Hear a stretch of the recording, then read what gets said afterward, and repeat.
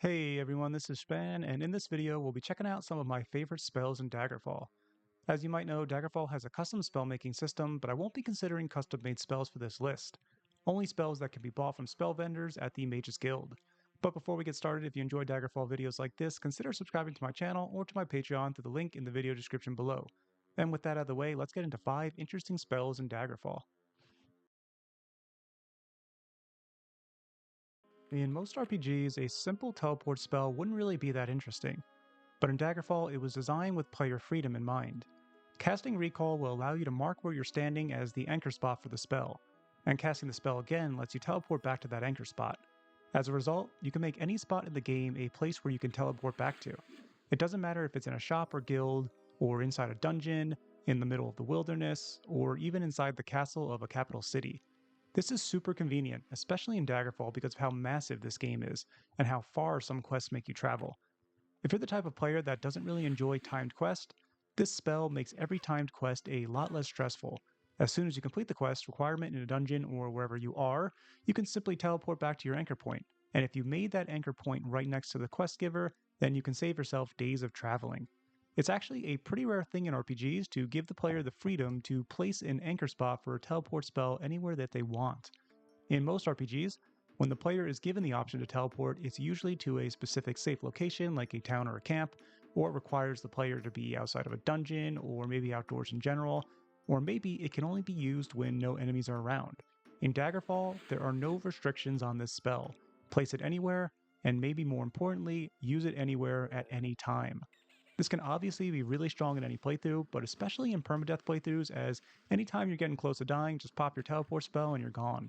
It's another example of Daggerfall's overall game design not worrying so much about perfectly balancing everything and instead giving the players the freedom to decide which tools they want to use for a given playthrough.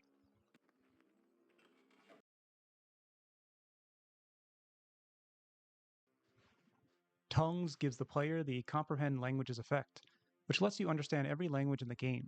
This is a fun one because the better your language skill, the more likely you are to pacify enemies that belong to that specific language group. In Daggerfall, there are so many language skills, and they're usually slow to level up, so it can be very difficult to have a single character that can perform well in multiple language skills.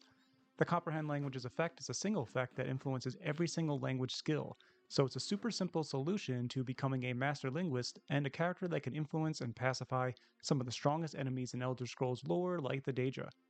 Personally, I like recruiting an army of a specific enemy group, like these orcs here, to fight against those that refuse to join me or simply let them kill each other until there's only one or two left to finish off.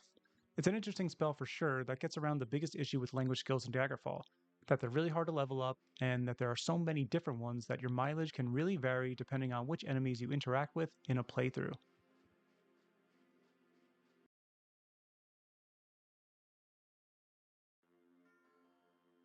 Shalidor's Mirror perfectly hits the power fantasy of a caster class. It provides a spell reflection effect for the duration of the spell. In Daggerfall, you can visually see every spell, so you can pop spell reflection when you're fighting any caster and line yourself up to reflect incoming projectile spells. It's surprisingly fun. Even a single spell reflection being successful on one powerful spell can sometimes instantly kill the enemy caster. The chance isn't as high as I'd like on this pre-made spell, but it is a powerful effect, so I can understand why it's designed this way. Of course, if you create your own version of the spell, you can increase the chance to successfully reflect if you have the spell points and skill level to make it affordable for you. Overall, very fun spell, and of course, really powerful.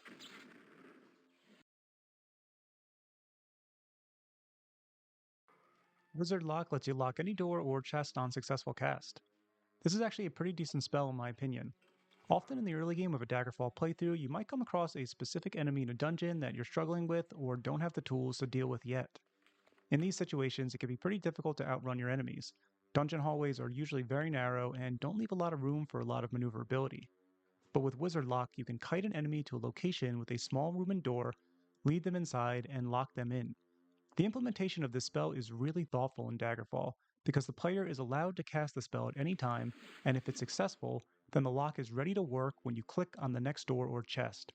So you don't need to click on the door at the same time as preparing the spell, and then have to worry about whether or not it fails. You already know that it'll be successful before interacting with the door, so you can just focus on kiting your enemies.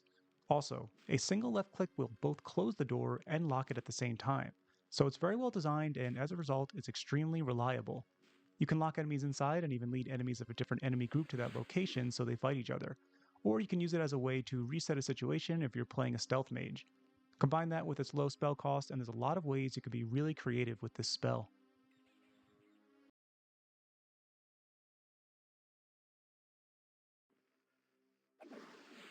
Hand of Decay is a touch spell that, if successful, completely disintegrates an enemy.